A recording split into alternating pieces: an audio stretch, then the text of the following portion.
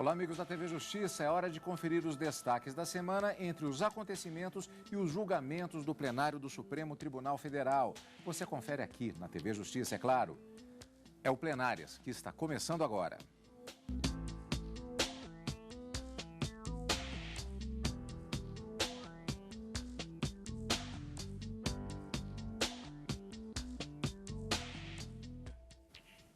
O nosso foco de hoje é na sessão do dia 10 de agosto de 2016. Karina, na verdade, tivemos, portanto, uma única sessão plenária nesta semana por conta do feriado do dia 11, que é a inauguração dos cursos jurídicos no Brasil. Também a data em que se comemora, inclusive, o aniversário da TV Justiça. 14 anos que estamos aqui tentando repassar para você, cidadão brasileiro, a realidade do Poder Judiciário e as movimentações que acontecem particularmente na Suprema Corte do Brasil e no plenário, principalmente, do Supremo Tribunal Federal. Você acompanha ao vivo os principais momentos, a sessão na íntegra, na verdade, e também no Plenárias, os principais momentos, todos os finais de semana, com reprise também durante a semana destes momentos aqui na TV Justiça.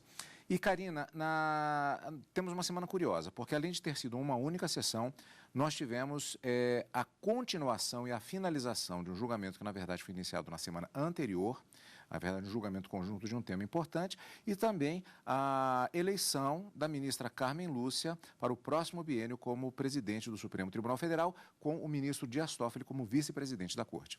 Talvez eleição tenha sido o grande tema da quarta-feira. Como você disse, houve a eleição para o próximo presidente e vice-presidentes da Suprema Corte. A ministra Carmen Lúcia assumirá, então, logo no dia 12 de setembro, quando está já agendada a posse da ministra Carmen Lúcia como presidente da Suprema Corte e também do Conselho Nacional de Justiça, e a posse do ministro Dias Toffoli como vice-presidente da Suprema Corte. E também quando, então, o ministro Ricardo Lewandowski deixa o cargo e volta a ser ministro do Supremo, a ocupar a sua cadeira, cedendo essa presidência à ministra Carmen. E a eleição também foi um tema discutido na sessão de quarta-feira, na medida em que esses dois recursos extraordinários, Cadu, como você bem disse, que teve o início do julgamento na semana passada, na quinta-feira, ele tem a ver com as eleições municipais que serão realizadas neste ano no Brasil, justamente porque trata de assuntos envolvendo as contas de prefeitos e uma possível inelegibilidade ou registro da sua candidatura para concorrer a outros pleitos. Então, nesses recursos extraordinários, o principal ponto que se discutia é: qual é o órgão competente para julgar as contas do prefeito quando ele age como ordenador de despesas? É o Tribunal de Contas do Estado ou do município, onde houver Tribunal de Contas municipais, porque nem todos os municípios possuem tribunais de contas, mas quando não houver é o Tribunal de Contas do Estado, ou é a Câmara de Vereadores, a Câmara Municipal, quem deve aprovar ou desaprovar as contas dos prefeitos para fins de inelegibilidade. Rejeitadas as contas, cai na ficha limpa, fica inelegível por 8 anos. Se for só o Tribunal de Contas, é possível que esse parecer, que pela Constituição denomina-se um parecer prévio, rejeitando essas contas, é suficiente para rejeitar essas contas e tornar este prefeito ou esse candidato inelegível para um próximo mandato?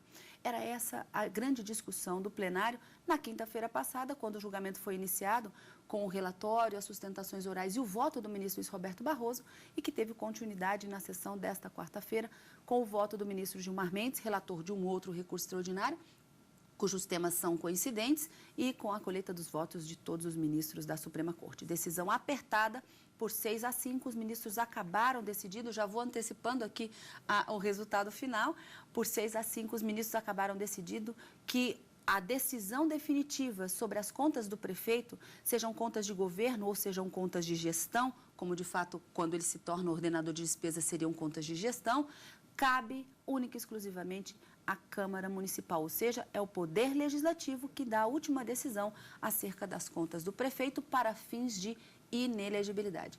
Essa foi a decisão do Supremo, confirmando uma jurisprudência que já vinha sendo aplicada aqui, inclusive uma jurisprudência, um entendimento que já vinha sendo aplicado, inclusive no TSE, conforme o próprio ministro Ricardo Lewandowski disse durante a sessão de julgamento. Karina, daqui a pouco nós vamos rever como foi justamente esse processo decisório em relação a esse tema. Lembrando que, como o julgamento começou na semana anterior, nós vamos rever como foi justamente a apresentação de votos numa primeira sessão e a finalização na sessão plenária desta quarta-feira. Mas ainda, agora vamos começar a ver as reportagens da TV Justiça, especificamente da quarta-feira, com um ponto que, como já adiantamos, foi a posse, ou melhor, a eleição da ministra Carmen Lúcia. Ela foi eleita presidente da Suprema Corte para o biênio 2016-2018. E o ministro Dias Toffoli será o novo vice-presidente. A eleição aconteceu, portanto, logo no início da sessão plenária desta quarta-feira, no plenário do Supremo Tribunal Federal. A ministra, que será a segunda mulher a exercer o cargo, ocupará também a presidência do Conselho Nacional de Justiça, o CNJ. A posse já está marcada. Será no dia 12 de setembro. A ministra Carmen Lúcia foi eleita para a presidência da Suprema Corte pelos próximos 2 anos. Ela agradeceu a todos. Reitero o meu juramento de cumprir a Constituição, torná-la aplicável e bem servir, me dedicar integralmente, nos termos da Constituição e das leis da República, a que o jurisdicionado brasileiro possa ter o melhor do que eu puder fazer no desempenho, com a ajuda, claro, de todos os ministros. Muito obrigada a todos. O decano da Corte, ministro Celso de Mello, lembrou que Carmen Lúcia vai ser a segunda mulher a presidir o Supremo Tribunal Federal. A primeira foi a ministra Ellen Grace. A eminente ministra Carmen Lúcia será a 57ª presidente do Supremo Tribunal desde o Império e a 46ª presidente do Supremo Tribunal Federal desde a República, ostentando ainda a condição de tornar-se a segunda mulher a exercer a presidência da mais alta corte do Brasil, a significar que se consolidou na história judiciária de nosso país uma clara e irreversível transição para um modelo social que repudia claramente, de modo muito explícito, a discriminação de gênero, ao mesmo tempo em que confere primazia à prática afirmativa e republicana da igualdade, pela consagração do talento, da competência e do conhecimento, atributos que qualificam de modo inquestionável a eminente ministra Carmen Lúcia. Essa mineira ilustre, senhor presidente e senhores ministros, essa mineira ilustre, natural de Montes Claros, será a 10ª ministra oriunda do estado de Minas Gerais a ocupar a presidência desta Suprema Corte, havendo sido precedida nessa posição por eminentes vultos e grandes nomes deste tribunal e do direito nacional, todos eles provenientes de Minas, como os ministros Edmundo Lins, Orozimbo Nonato, Lafayette de Andrada, Gonçalves de Oliveira, Antônio Neder, Sepúlveda Pertence, Carlos Veloso, Maurício Correia e Joaquim Barbosa.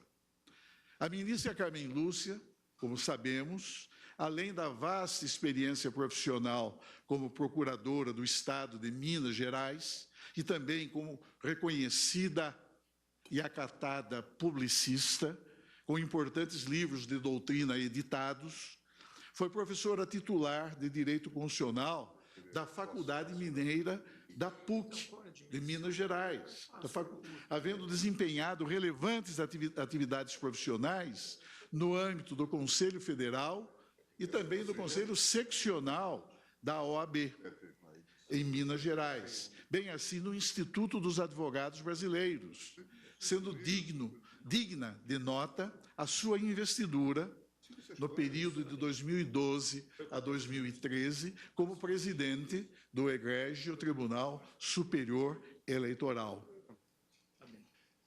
De outro lado, senhor presidente, senhores ministros, o eminente ministro Dias Toffoli, eleito vice-presidente desta Corte, será certamente um importante colaborador da eminente ministra Carmen Lúcia na condução dos trabalhos desse tribunal, tendo em vista os altos predicados que o qualificam para o desempenho de tão relevantes atribuições, como o demonstra a sua atuação jurisdicional como magistrado eminente do Supremo Tribunal Federal, autor de votos notáveis, evidenciadores de seu senso de prudência e de equilíbrio no delicado exercício das graves e complexas competências desta Suprema Corte.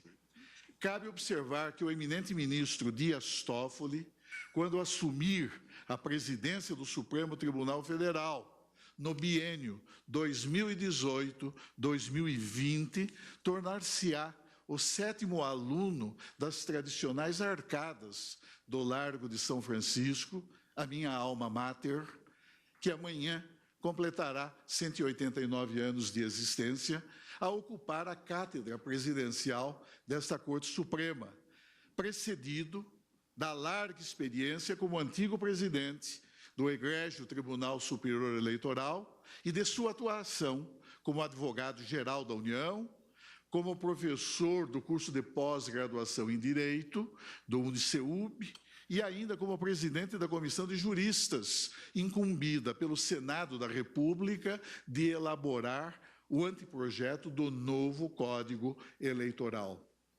A eminente ministra Carmen Lúcia e o eminente ministro Dias Toffoli saberão agir com prudência, com segurança e com sabedoria no desempenho de suas funções como presidente e vice-presidente do Supremo Tribunal Federal, cabendo assegurar aos cidadãos de nosso país, especialmente neste singular momento em que o Brasil enfrenta gravíssimos desafios, que esta Corte Suprema, atenta à sua alta responsabilidade institucional, não transigirá nem renunciará ao desempenho isento, ao desempenho independente e ao desempenho imparcial da jurisdição, fazendo sempre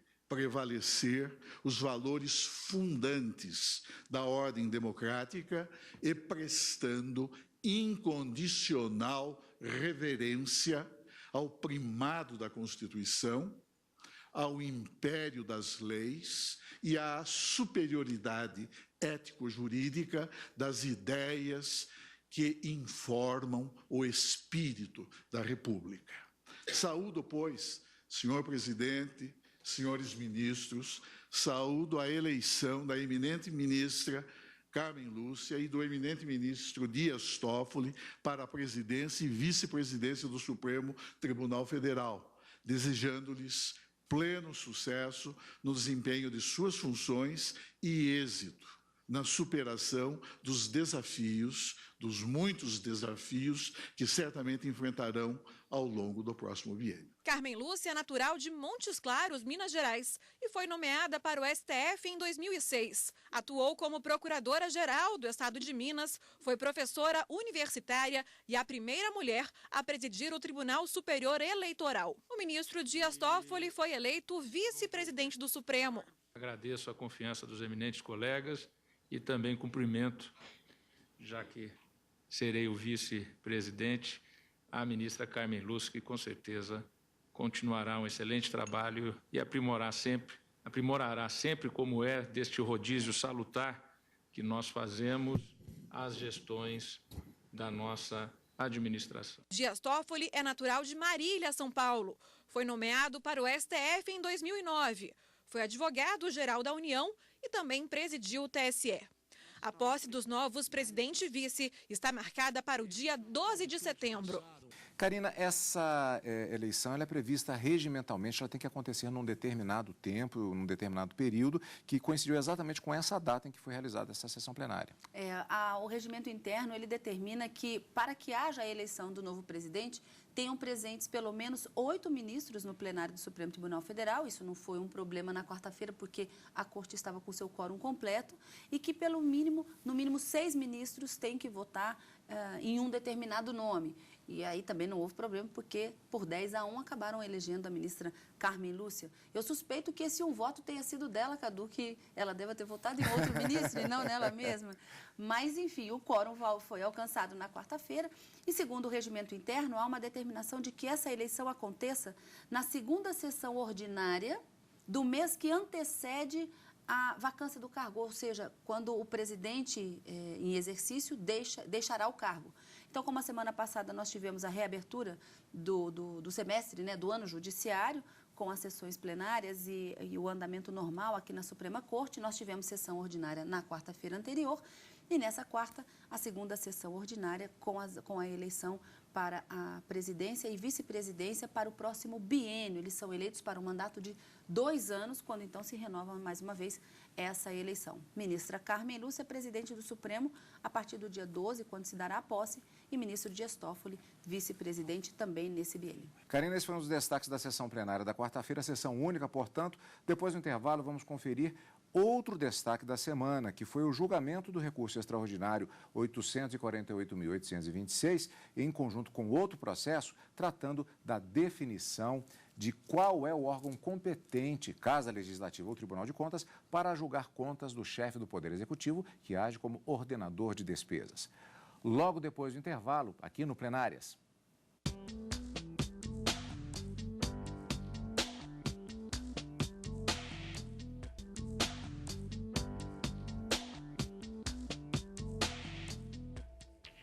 Plenárias desta semana com a sessão plenária do dia 10 de agosto de 2016. O plenário do Supremo Tribunal Federal iniciou na quinta-feira da semana passada, dia 4, o julgamento do recurso extraordinário 848.826, com repercussão geral reconhecida, tratando da definição de qual é o órgão competente, Casa Legislativa ou Tribunal de Contas, para julgar as contas do chefe do Poder Executivo, que age como ordenador de despesas. Em conjunto, por tratar de tema semelhante, ainda o recurso extraordinário 729.744. Para entender melhor o caso, vamos rever como foi a primeira fase deste julgamento na semana passada. A análise dos recursos extraordinários foi feita em conjunto por serem assuntos semelhantes. Ambos possuem repercussão geral reconhecida. Um trata da competência para julgar as contas de prefeitos e o outro as suas consequências. No primeiro recurso, um candidato a deputado estadual no Ceará questionava a decisão do Tribunal Regional do Estado de indeferir a candidatura, por ele ter tido as contas negadas quando era prefeito do município de Horizonte. Ao defender a procedência do recurso, o advogado do ex-prefeito afirmou que o Tribunal de Contas é um órgão auxiliar e que a competência para tomar a decisão final é do Poder Legislativo Municipal. Acreditando que seja inaceitável do ponto de vista constitucional e da democracia que representantes eleitos pelo povo, elevados à chefia do Poder Executivo, sejam condenados e tornados automaticamente inelegíveis por mero órgão auxiliado de outro poder. Sem que os autores principais desse poder, o Legislativo, entendemos e defendemos que as contas do governo ou de gestão do chefe do Poder Executivo, mesmo municipal, somente podem ser julgadas pelo Legislativo, poder legitimamente constituído pelo voto popular. Aqui não se pretende reduzir o papel dos tribunais de contas, nem extrair de suas competências, mas delimitar suas competências ao que foi decidido pelo Constituinte de 88. Nem mais, nem menos. Tudo dentro dos limites constitucionais fixados na Carta da República. Já no segundo recurso, a discussão era sobre o deferimento da candidatura de um ex-prefeito pelo Tribunal Regional Eleitoral, mesmo tendo as contas negadas no antigo cargo. No Tribunal Superior Eleitoral, a decisão foi confirmada. Contra essa decisão, o Ministério Público Eleitoral de Minas Gerais encaminhou pedido ao Supremo para que a candidatura seja indeferida. No Supremo, o advogado do recorrido sustentou que a decisão do Tribunal de Contas é opinativa e pediu o desprovimento do recurso. Causa um pouco de perplexidade, com a devida vênia, que um órgão auxiliar do Poder Legislativo do Estado possa rejeitar as contas do chefe do Poder Executivo Municipal, quebrando inclusive uma simetria que se deve observar entre todos os entes da Federação. Por fim, isso causa problemas de ordem, digamos assim, operacional, essa tese defendida pelo recurso extraordinário. Antes dos votos, o Procurador-Geral da República, Rodrigo Janot, se manifestou. Sobre o primeiro processo, ele pediu o desprovimento do recurso. Já no segundo, ele opinou pelo provimento. Ao analisar o caso, o relator do primeiro processo, o ministro Luiz Roberto Barroso, negou o pedido. Eu estou mantendo o entendimento do Tribunal Superior Eleitoral, unânime, com o desprovimento do recurso, presidente, e a afirmação da seguinte tese: por força dos artigos 71, 2 e 75 caput da Constituição Federal, compete aos tribunais de contas dos estados ou dos municípios, ou aos conselhos ou tribunais de contas dos municípios, onde houver, julgar, em definitivo, as contas de gestão de chefes do Poder Executivo que atuem na condição de ordenadores de despesas, não sendo o caso de apreciação posterior pela Casa Legislativa correspondente. Na sessão desta quarta-feira, dia 10, os processos voltaram à pauta, desta vez para a finalização do julgamento. Foram analisados 2 recursos que questionavam a competência do Tribunal de Contas do Estado para julgar as contas de prefeitos na condição de ordenadores de despesas. Por maioria, os ministros entenderam que o julgamento é de responsabilidade da Câmara Municipal. 6 ministros acompanharam o relator de um dos recursos, ministro Gilmar Mendes, que decidiu que o parecer do Tribunal de Contas é meramente opinativo. A competência para o julgamento das contas anuais dos prefeitos eleitos pelo povo é do Poder Legislativo, artigo 71(1) da Constituição Federal, órgão constituído por representantes democraticamente eleitos para averiguar, além da sua adequação orçamentária, sua destinação em prol dos interesses da população ali representada.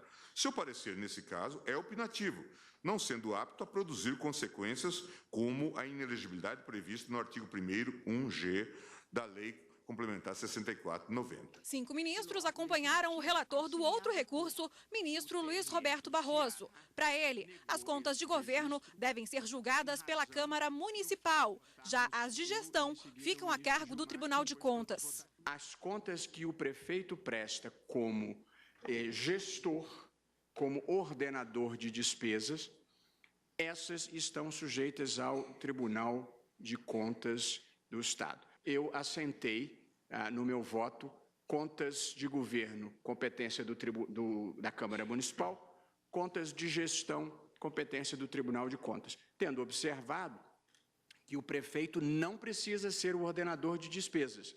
Ele pode delegar esta competência, mas se ele aceitá-la e quiser desempenhá-la, sujeita-se às mesmas regras.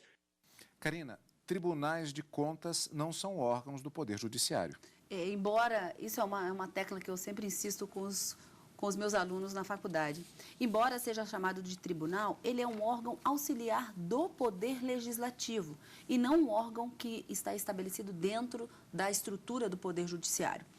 A Constituição determina que as contas do chefe do Poder Executivo, elas são fiscalizadas também pelo Tribunal de Contas. Na verdade, a Constituição atribui ao Poder Legislativo não apenas a sua função legiferante, a sua função de legislar, também a função de fiscalizar esses gastos públicos do chefe do Poder Executivo. E era justamente essa a discussão que se tratava nesse recurso extraordinário. O Tribunal de Contas, nessa condição de fiscalizador, de fiscal, de auxiliar do Poder Legislativo, aqui no caso a Câmara de Vereadores, emite um parecer prévio sobre as contas que foram prestadas pelo prefeito e esse parecer é encaminhado para a Câmara de Vereadores, que pode aprová-lo ou desaprová-lo por um quórum qualificado de 2/3 dos seus membros.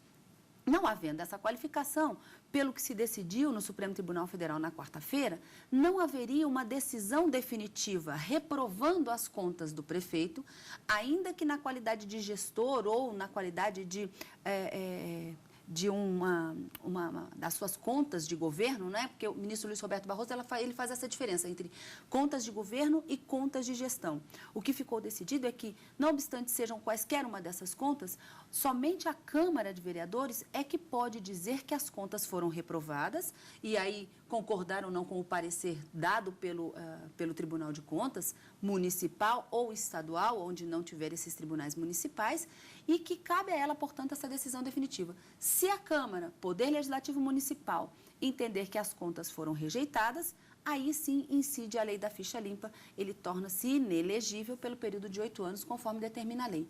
Mas se só houver um parecer prévio do Tribunal de Contas reprovando as contas do prefeito, esse parecer não pode ser a última palavra para fins de inelegibilidade.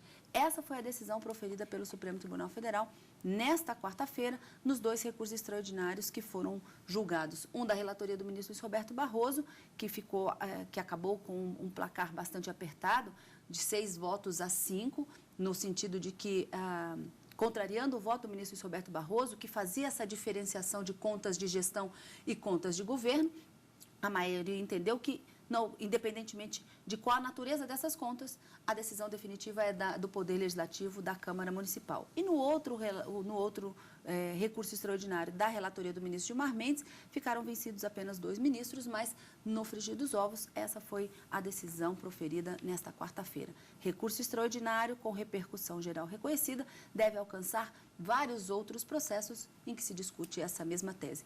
Apenas para a gente fechar um pontozinho, quando o recurso extraordinário ele tem repercussão geral reconhecida, normalmente, ao final da sessão, os ministros formulam uma tese que vai, de uma certa forma, orientar os tribunais para proferir a decisão no mesmo sentido, nesses processos que estão sobrestados, aguardando esse julgamento. No caso da tese desses 2 recursos extraordinários, ficou prorrogada para a próxima sessão plenária, para que o verbete seja bem elaborado e aprovado em sessão pelos ministros. Eu acredito que isso deva acontecer na próxima semana, na quarta-feira, quando nós tivermos a próxima sessão plenária. E quando nós já temos encontro marcado com os nossos amigos telespectadores. Exatamente, no direto do plenário ao vivo, quarta e quinta-feira, a partir das 14 horas e no final de semana com plenárias. Obrigado pela companhia e continue conosco na TV Justiça.